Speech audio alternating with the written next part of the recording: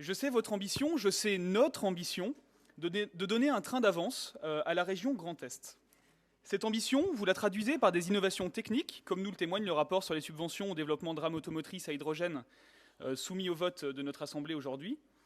Et vous choisissez également, entre autres, de la traduire par des dispositifs d'expérimentation de mise à la concurrence de certaines de nos lignes ferroviaires régionales. Cependant, cette politique ne répond pas aux réels besoins sociaux et territoriaux de notre région. Une ambition ferroviaire, Monsieur Valence, ce n'est pas seulement le nombre de kilomètres de voies, ni le nombre de trains qui y circulent. Pour entamer pleinement une vraie transition sociale et écologique ambitieuse, commençons par faire un grand pas vers une équité territoriale renforcée.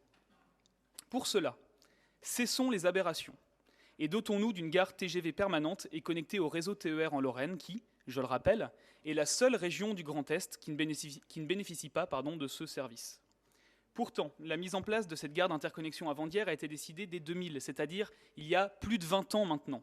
Depuis, elle a obtenu le soutien de l'État, de 2 conseils départementaux, de près de 200 communes et intercommunalités, du Césaire, du Conseil économique et social de la grande région et surtout, de plusieurs dizaines de milliers de nos concitoyens.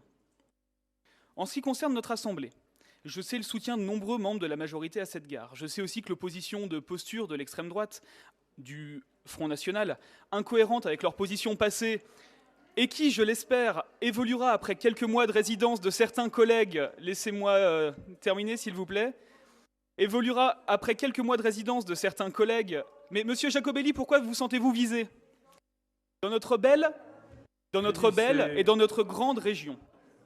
Vous l'avez dit, Monsieur Valence, avoir une ambition ferroviaire, c'est prendre ses responsabilités. Ainsi, mes chers collègues, prenons nos responsabilités en main. Faisons le choix de la raison et faisons le choix du courage. Et permettons aux 650 000 voyageurs, Monsieur Jacobelli, permettez aux 650 000 voyageurs qui utilisent la LGV Est chaque année de bénéficier de cette interconnexion. Permettons aux habitants d'Épinal, de Remiremont, de Saint-Dié-des-Vosges, de Nancy, de Toul, de Lunéville, de Metz, Longwy, Sarreguemines et de milliers d'autres communes de bénéficier d'une ouverture ferroviaire sur la France et l'Europe sans rupture de charge dissuasive. Cette gare aux intérêts multiples serait un réel facteur de cohésion et de désenclavement territorial, de dynamisme du sillon lorrain et de transition écologique.